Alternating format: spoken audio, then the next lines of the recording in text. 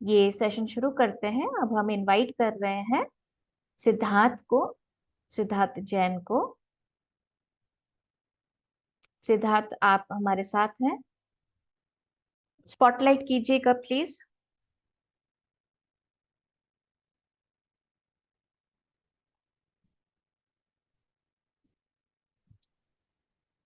सिद्धार्थ, बहुत खुशी है आपके साथ जुड़ के। आप अपने बारे में कुछ बताएं हमें, हमारे व्यूअर्स को, हमारे जुड़ने वाले दोस्तों को। सिद्धार्थ कहते हैं, मेरा नाम सिद्धार्थ है, ये मेरा साइन नेम है और मैं देहरादून का रहने वाला हूँ। आगे आप पूछ सकते हैं मुझसे।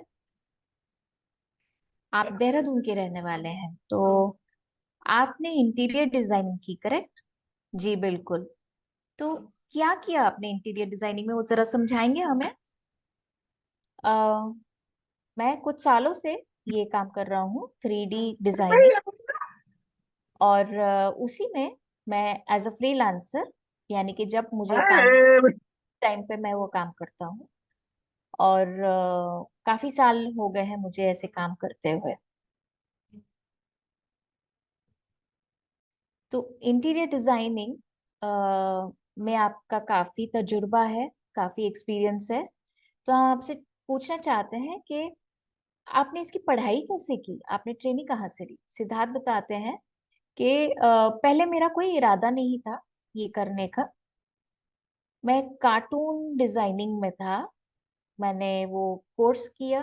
उसके बाद मैं जब काम शुरू किया मैंने, तो वहां पे डिजाइनिंग का और जो मैंने इनिशियली जो शुरुआत में जो मेरी ट्रेनिंग हुई थी वहां से हट के मैंने फिर ये शुरुआत करी। 1-2 मिनट दीजिएगा प्लीज, आपका स्क्रीन फ्रीज हो रहा है।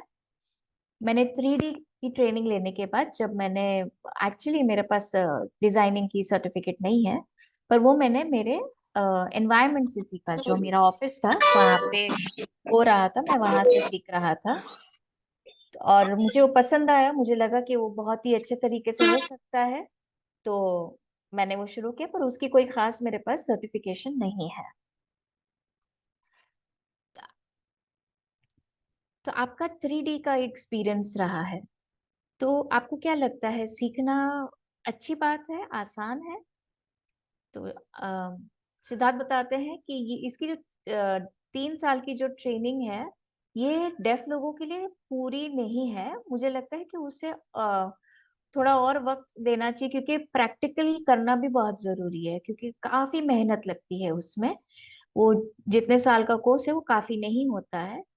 सुनने वाले बच्चों के लिए वो काफी ठीक रहता है, क्योंकि वहाँ पे एक्सेसिबिलिटी रहती है। हम बधिर बच्चों के लिए वहाँ पे इंटरप्रेटर नहीं रहता है, साइन लैंग्वेज में सिखाया नहीं जाता है, तो हमारे लिए वो पूरा नहीं होता। मुझे लगता है उसमें और वक्त देना जरूरी है। तो मैंने यूट्यूब चैनल से काफी ट्यूटोरियल्स देखे, वहां से काफी कुछ सीखा। और इंडिपेंडेंट वर्क करने के लिए मुश्किल था, तो मैं हमेशा सोचता था कि एक टीम के साथ काम करना जरूरी है। तो उस तरीके से, और क्योंकि हमारी जो वो एनिमेशन वाली जो ट्रेनिंग थी उसमें हम टीम के साथ काम करते थे। फिर मेरे साथ एक और बंदे थे। उन्होंने फिर ये, हर एक बंदा अलग अलग एरियाज में काम करता था विद इन इंटीरियर डिजाइनिंग। तो वो हम साथ में बैठ के बातचीत करते थे, हम समझने की कोशिश करते थे कि क्या है क्या नहीं, और उसी तरीके से मैंने काफी कुछ सीखा, प्रैक्टिकली काफी कुछ सीखा, और मैं इसमें आगे बढ़ता गया। और हालांकि मेरा एनिमेशन का जो एरिया था वहां से हटके मैं अब इंटीरियर डिजाइनिंग में हूँ। आकाश का पूछना है कि ये कितना लंबा कोर्स था। ये कोर्सेज और काम जो है वो डिपेंड करता है, जैसे जैसे आपको मिलता है।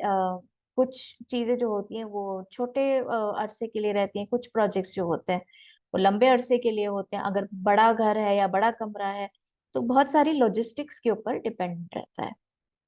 तो ठीक है, मुझे ये समझ में आया। आकाश कहते हैं कि फॉर एग्जाम्पल मैंने 3 साल का कोर्स किया उदाहरण के तौर पे, और कोर्स करने के बाद मैं काम शुरू करना चाहता हूँ। मुझे लगता है कि मैंने काफी कुछ सीख लिया है। अभी कई कोर्सेज होते हैं, वो कब कोई 1 साल के होते हैं, कुछ 2 साल के होते हैं। तो 3D के कोर्सेज जो रहते हैं, ये जो कोर्सेज रहते हैं, इनमें बहुत ज्यादा फर्क नहीं है, बहुत ज्यादा अंतर नहीं है, और काफी कुछ एक दूसरे से मिलता जुलता है। तो अगर आपको एक आता है तो दूसरा सीखना और समझना ज्यादा वक्त नहीं लगता है, 3 से 6 महीने में आप बेसिक अंडरस्टैंडिंग ले सकते हैं। तो ये जो भी आपने सीखा, इसके लिए आपके लिए कैसा तजुर्बा था? मुझे एक्सेसिबिलिटी की खास जरूरत हुई नहीं, क्योंकि जो भी था, जिस तरीके का काम ये है, ये डेफ लोगों के लिए काफी सूटेबल है।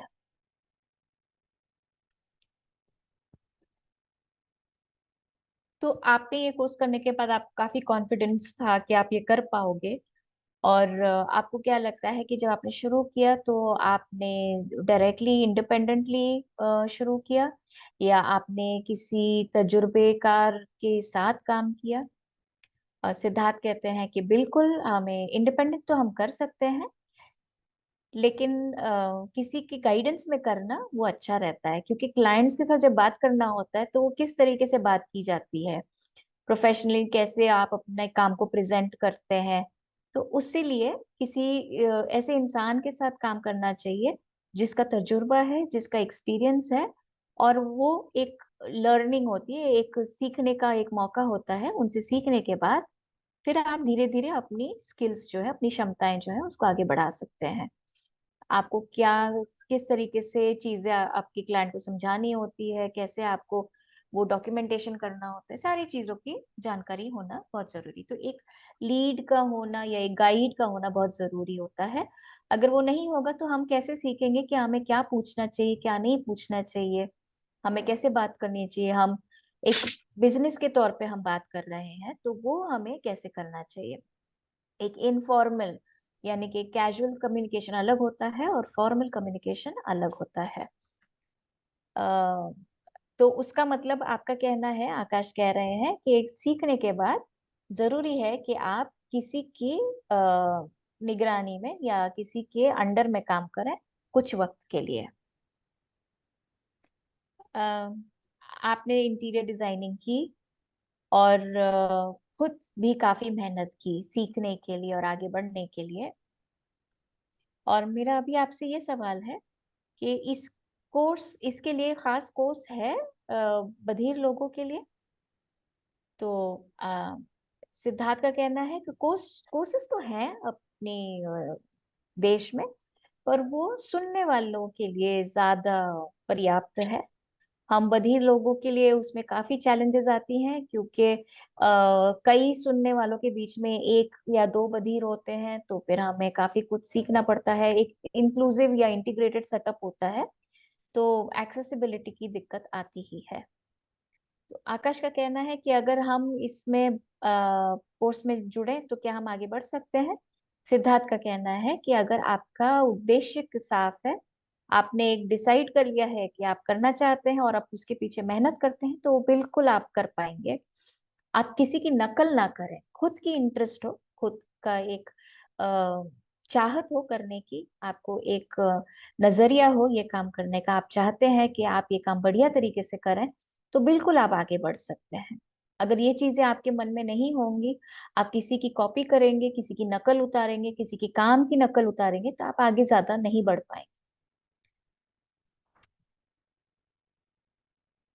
तो आपको लगता है कि ये काम आप आगे करते गए हैं, क्लाइंट से बातचीत करना होता है, बिजनेस अपनी तरफ लाना होता है, तो कैसे कर पाते हैं आप? प्रोजेक्ट नया लाना होता है, तो वो आपको लगता है कि मुश्किल है कि वो आसानी से हो जाता है? आप कैसे बातचीत कर पाते हैं आपके क्लाइंट्स के साथ, बताएं।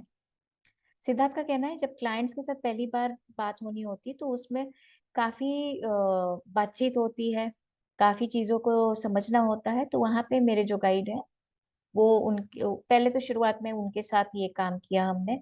एक बार वो चीजें मैं समझ ली मैंने,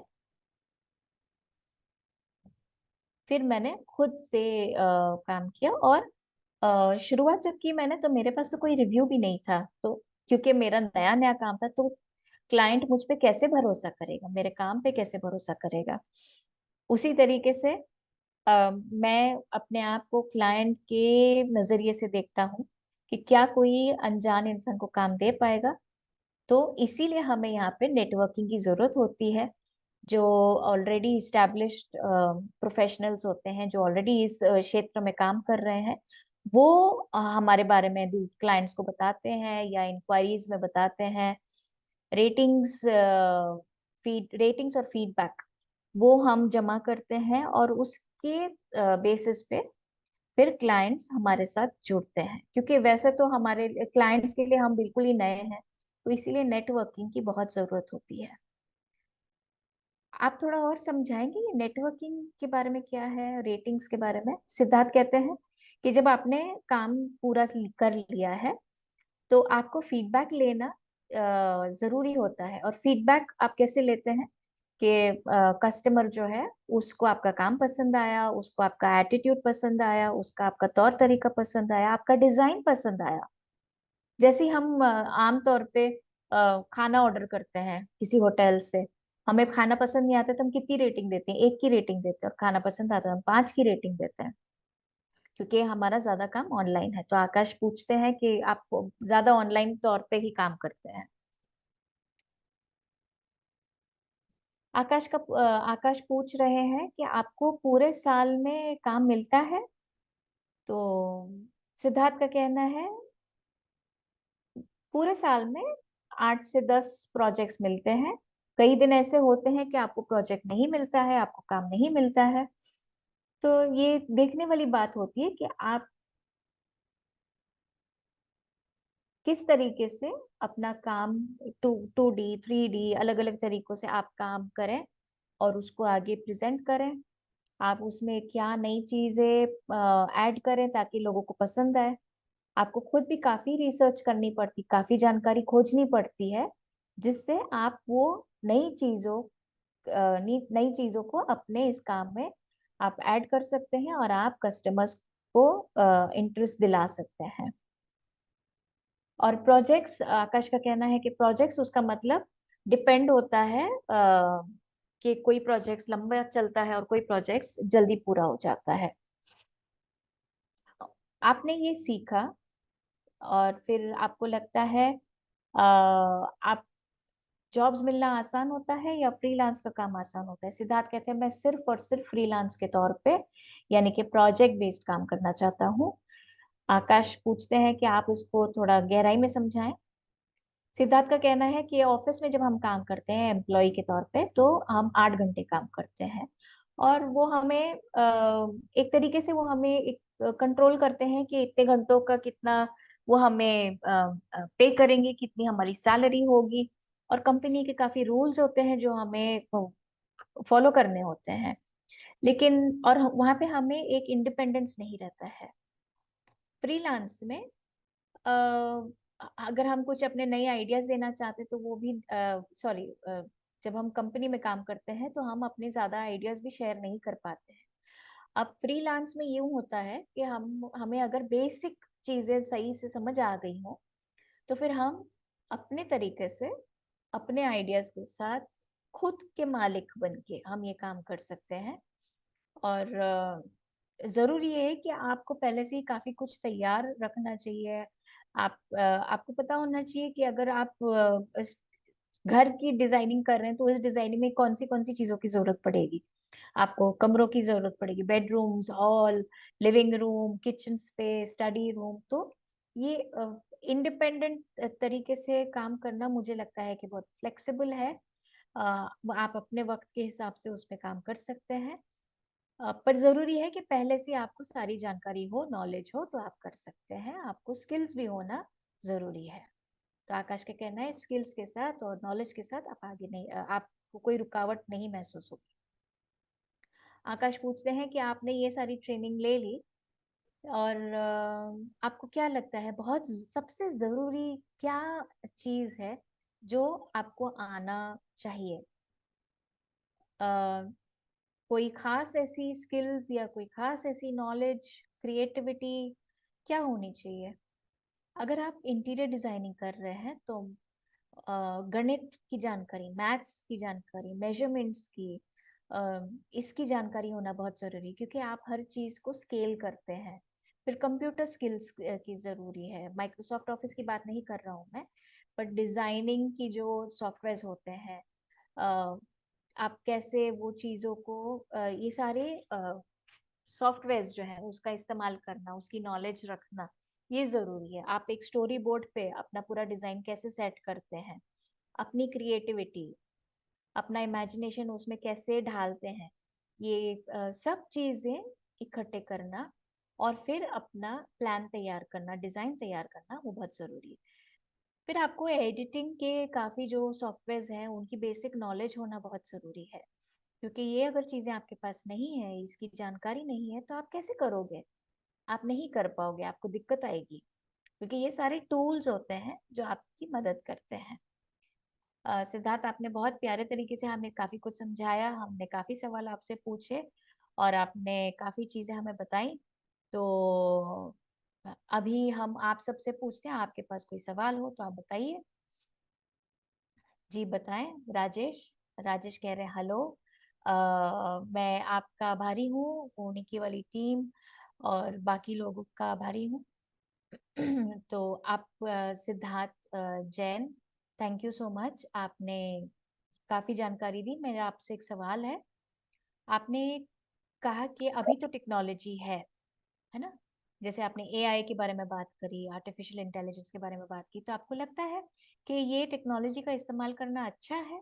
क्या लगता है आपको? ये अच्छा सवाल किया आपने। कई लोग कहते हैं कि एआई, आर्टिफिशियल इंटेलिजेंस का इस्तेमाल नहीं करना है, लेकिन अगर आप किसी एक कमरे की डिजाइनिंग कर रहे हैं, आप उसके लिए आप कबर्ड्स सेट कर रहे हैं, है ना, आप उसके लिए दरवाजे सेट कर रहे हैं, वो चीजें एआई में नहीं मिलेंगी आपको, क्योंकि वो कौन बनाता है? फॉर एग्जाम्पल, ये पेन है हमारे पास, राइट? तो क्या एआई में वो एग्जैक्टली बन पाएगा? नहीं बन पाएगा। तो वो कैसे कर पाएंगे आप? वो एक इंसान उसकी फोटो लेके उसकी डिजाइनिंग कर पाएगा, राइट? तो एआई 100% नहीं इस्तेमाल करते, हम अराउंड 70-80% उसका इस्तेमाल करते हैं। उसमें फिर हम चेंजेस लाते हैं, उसको हम वापस से डिजाइन करते हैं और फिर हम आगे ले जाते हैं। तो ज्यादा काम जो होता है वो ह्यूमन क्रिएटिविटी का होता है, और उस तरीके से हम ये आगे बढ़ा सकते हैं। तो मेरा आपसे एक और सवाल है। आपने 3D की बात करी, और आपने कहा तो आप 3D के सॉफ्टवेयर इस्तेमाल करते हैं। सिद्धार्थ का कहना है कि बिल्कुल, हम एआई जो है वो थोड़ी सी लिमिटेशंस में आता है हमारे इस काम के लिए, पर आपको और उसकी खोज करनी पड़ेगी कि उसमें और क्या क्या है। 3D मैक्स जो है, वो जो सॉफ्टवेयर है, उसमें काफी चीजें रहती हैं और वो बहुत अच्छे तरीके से हमारी डिजाइनिंग की जरूरतों को पूरा करता है। एआई जो है वो अक्सर इस्तेमाल किया जाता है लिटरेचर के लिए, कंटेंट के लिए, वो डिजाइनिंग के लिए इतना नहीं इस्तेमाल किया जाता है। तो बहुत सारे अलग सॉफ्टवेयर हैं, लूमिनियन, वैसे बहुत सारे हैं। तो उसे आपको डाउनलोड करना पड़ता है, उसको आपको समझना पड़ता है और फिर आप उसका इस्तेमाल कर सकते हैं। तो पर जरूरी यही है कि एक इंसान उसमें जुड़ के वो काम करे। तो आपने कहा कि आपने पहले कंपनी में काम किया और फिर बाद में आप फ्रीलांसर के तौर पे शुरू हो गए, तो मैं कंफ्यूज था। सिद्धार्थ ने कहा शुरुआत में डेफिनेटली हाँ, मैंने कंपनी में इसके साथ काम किया, और उस वक्त मुझे समझ में नहीं आया था कि मैं क्या कर सकता हूँ, क्या नहीं कर सकता हूँ, तो मैंने कंपनी के साथ काम किया। और एक बार मेरी स्किल्स मुझे लगी कि बहुत बेहतर हो गई हैं, फिर उसके बाद मैंने डिसाइड किया कि मैं फ्रीलांस के तौर पे काम करूँ। राजेश कहते हैं आपने बहुत शुक्रिया, थैंक यू। आकाश कहते हैं कि आप आपका कोई डिजाइन हमें बता सकते हैं? अगर कुछ है आपके पास तो आप हमें बता सकते हैं। मुझे 2 मिनट दीजिए, मैं कुछ प्रेजेंट करता हूँ, सिद्धार्थ का कहना है।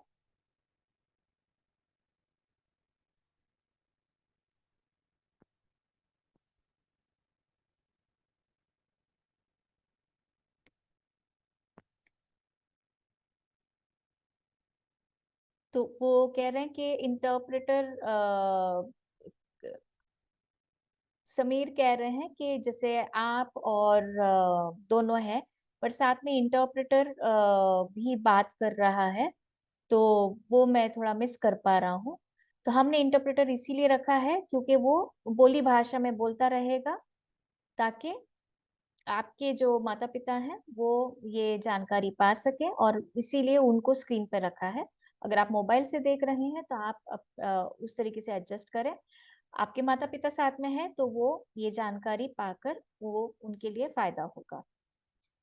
समीर का कहना है मैं मोबाइल पे देख रहा हूँ, पर इंटरप्रेटर दिख रहा है और मैं देख नहीं पा रहा हूँ कि कहाँ पे डेफ है।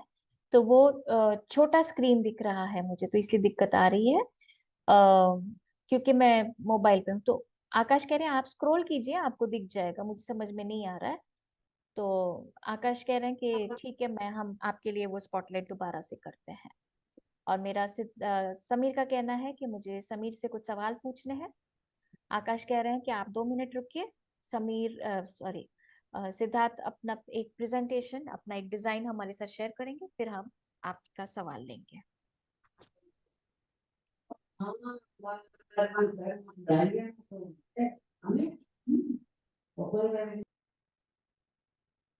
और कोई है जो कोई सवाल पूछना चाह रहा है हमारे बीच?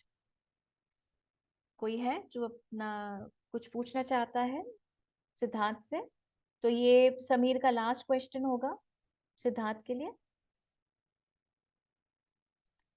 तो मैं आपसे पूछना चाहता हूँ कि ये इंटीरियर डिजाइनिंग, समीर मैं आपसे पूछना चाहता हूँ, अभी हमने ये सवाल पूछा इंटीरियर डिजाइनिंग के बारे में, हमने जानकारी शेयर करी, आपकी क्या समझ है इसके बारे में? समीर कहते हैं कि जैसे 3D के बारे में जो बात हुई थी, तो उसका मतलब घर की डिजाइनिंग 3D तरीके से। मुझे थोड़ा बहुत तो एक्सपीरियंस है, पर थोड़ी बहुत जानकारी है, तो अगर हम डिजाइन देखेंगे तो हमें ज्यादा ठीक से समझ में आएगा।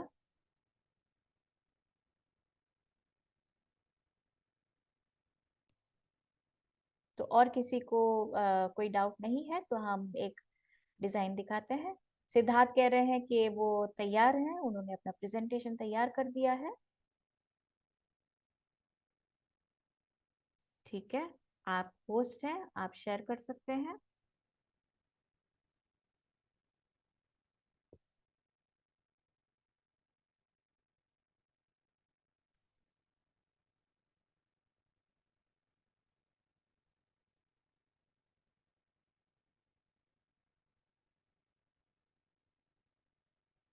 ठीक है, सिद्धार्थ कह रहे हैं पहले मैंने जैसे आपसे कहा था कि 3D का काम रहता है और वो डेफ लोगों के लिए काफी ठीक रहता है, इंटरप्रेटर की खास जरूरत नहीं होती है। अगर और टीम भी नहीं हो तो हम अकेले ही ये काम कर सकते हैं। क्योंकि जब क्लाइंट हमारे पास कुछ भेजता है तो हमारे हमें क्या भेजता है देखें।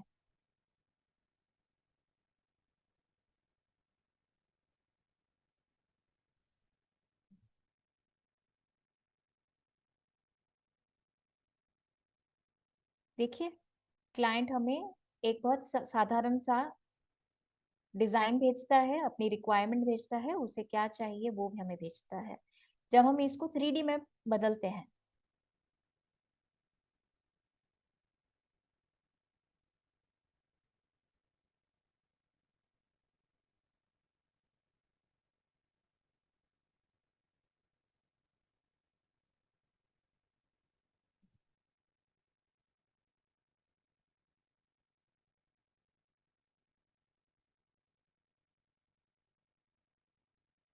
देखिए आपने दोनों देखे, ये एक्चुअल रूम है, ये सही मायनों में उनका कमरा है। ये था ओरिजिनल। तो आकाश कह रहे हैं कि ये आपने बनाया कि ये पहले था?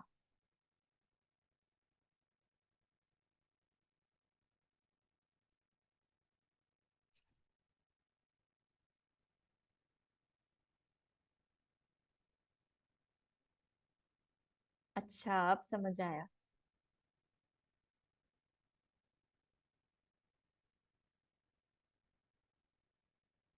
3D के काम के बाद जो फाइनल आउटपुट होता है, जो जो तैयार हो जाता है, वो यूं दिखता है।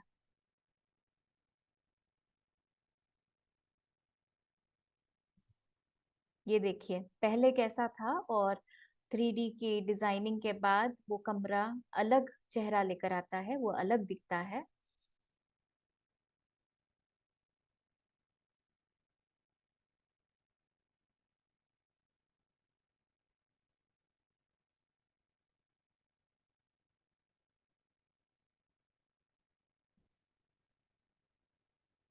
ये देखिए, इसी तरीके से अलग अलग काम होते हैं। आकाश कह रहे हैं थैंक यू सो मच, आपने ये शेयर किया।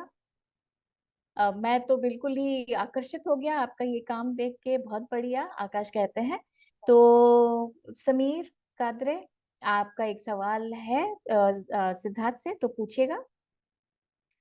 तो आपका ये जो काम है, वैसे मैं कंपनी में काम करता हूँ, और आपने जैसे एक्सप्लेन किया कि सेंटीमीटर्स, इंचेस, जो मेजरमेंट्स के साथ काम होता है, तो मैं भी वैसा ही करता हूँ मेरी कंपनी में भी। लेकिन मेरा एक सवाल है क्या ये आपके लिए चैलेंज है फ्रीलांस के तौर पे काम करना? क्या इसमें आपकी क्या किस तरीके की चैलेंजेस आती हैं? तो सिद्धार्थ का कहना है बिल्कुल चैलेंजेस आती हैं।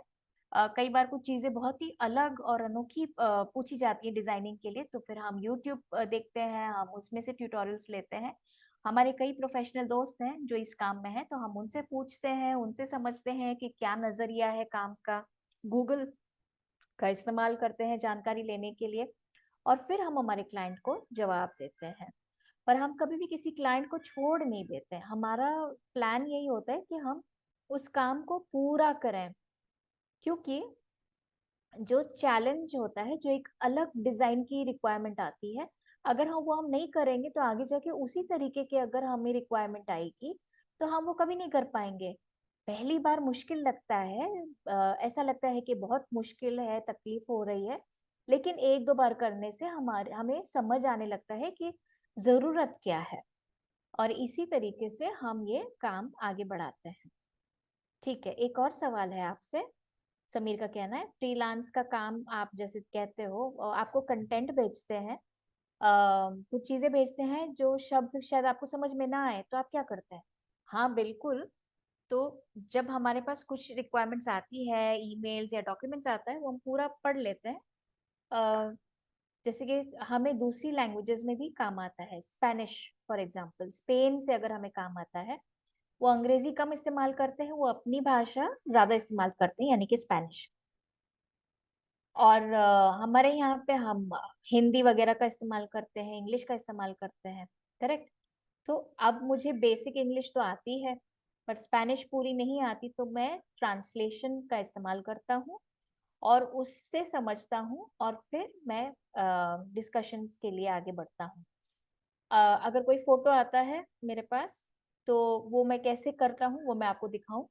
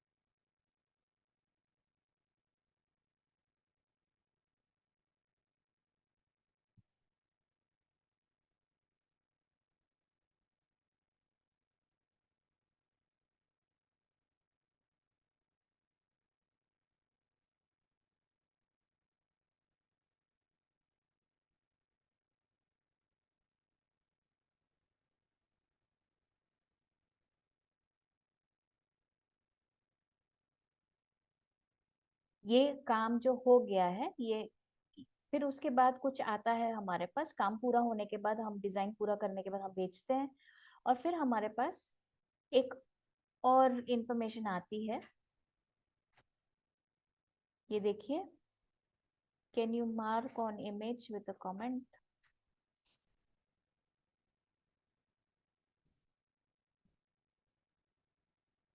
ये देखिए, ये देखिए, उन्होंने मार्किंग करके भेजी है।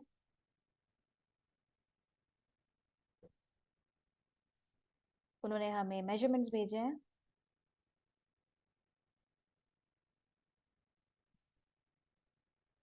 उन्होंने फिर से कोई मार्किंग करके भेजी है। और हमें और जानकारी दी है कि उन्हें क्या चाहिए। ठीक है, ये समझ में आया। तो इस तरीके से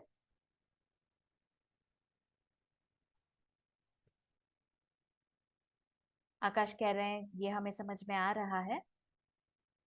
समीर भी कह रहे हैं ये भी हमें समझ में आ रहा है। समीर कह रहे हैं तो जैसी उनकी रिक्वायरमेंट होती है वैसे वो आपको डिजाइन पे मार्किंग करके भेजते हैं। तो ये आसानी से हो जाता है। तो सेंटेंसेस एंड फोटोज का इस्तेमाल करके आप बिल्कुल आराम से कम्युनिकेट कर पाते हैं और आप वो काम कर सकते हैं। तो आप अ, बधिर होने के बावजूद आपको कोई दिक्कत नहीं आएगी। आपको बस अपनी स्किल, अपनी क्षमता दिखानी होगी, उनके सवालों के सही जवाब देने होंगे, और वो आप एकदम आगे कर सकते हैं। और वो डिजाइनिंग का इस्तेमाल करना, फोटोज का इस्तेमाल करना, और ऐसा नहीं होता है कि आप बिल्कुल नहीं कर पाएंगे। कई बार थोड़ी सी फ्रस्ट्रेशन होती है, लेकिन उसे छोड़ नहीं देना है उस काम को। हमें उतना साहस रखना चाहिए कि हम वो काम पूरा करें। हमें कोशिश करनी चाहिए हर वक्त, वो कंट्रोल अपने हाथ में रहना चाहिए कि हम कैसे कस्टमर को खुश कर पाए। समीर कहते हैं मैंने आपके चैलेंज के जरिए से काफी कुछ सीखा, बहुत बहुत शुक्रिया।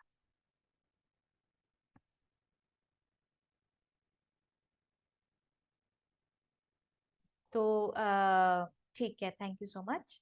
तो हमने आपसे काफी सवाल पूछे और आपने काफी जानकारी दी सिद्धार्थ। आपने बहुत गहराई से अपने बारे में बताया और वो बहुत ही इंस्पिरेशनल था। बहुत अच्छा लगा, और काम बहुत ही नायाब और खूबसूरत है। और मुझे लगता है कि ये काफी मुश्किल है, लेकिन आपने जिस तरीके से समझाया तो समझ में आता है कि एक अच्छा एटीट्यूड रखना और स्किल्स के साथ आप काफी कुछ कर सकते हैं। आपके बारे में जान के हमें बहुत खुशी हुई। आप हमारे साथ जुड़े उसके लिए बहुत शुक्रिया। सिद्धार्थ कहते हैं कि फ्रीलांस सिर्फ और सिर्फ एक ही जगह पे बैठने का काम नहीं होता है। अब मैं यहाँ पे और कुछ जानकारी देना चाहता हूँ। अब मान के चले मैंने अपनी पढ़ाई कर ली, मैंने 10वीं 12वीं कॉलेज तक कर लिया, और मेरे पास नौकरी नहीं है। पर मुझे ये देखना चाहिए कि मेरे पास क्या स्किल्स है, क्या क्षमताएं हैं। मुझे गाड़ी अच्छे से चलानी आती है, मुझे स्कूटर चलानी आती है, मुझे कंप्यूटर्स आते हैं, मुझे खाना पकाना आता है, जो भी आपकी स्किल्स हैं। कंप्यूटर्स अगर आते हैं और कंपनी के साथ काम नहीं हो रहा है, अगर आप को बाइक चलानी अच्छे से आती है, तो आप एज अ फ्रीलांसर आप ओला उबर वगैरह पे काम कर सकते हो। तो आप जितनी भी आपकी कमाई है उसके ऊपर से आप और कमा सकते हो। वो भी तो फ्रीलांस वाला काम है, स्किल है मेरे पास, उसका इस्तेमाल हम कर सकते हैं। तो तो ये हमारा स्किल पैक है, सबके पास ये है, तो उसका इस्तेमाल करना जरूरी है। एक अलग तरीके की एक्टिविटीज में अगर बैठे ही रहेंगे, हम नौकरी के लिए रुके ही रहेंगे, तो हम कितना वक्त खत्म कर रहे हैं। मुझे गाड़ी आती है, मैं स्विगी में जुड़ सकता हूँ, जोमेटो डिलीवरी में जुड़ सकता हूँ, और मैं आगे बढ़ सकता हूँ। तो इतनी सारी अपॉर्चुनिटीज, इतनी सारी तरीके हैं कब पैसे कमाने के और फ्रीलांसर के तौर पे काम करने के लिए। Thank you.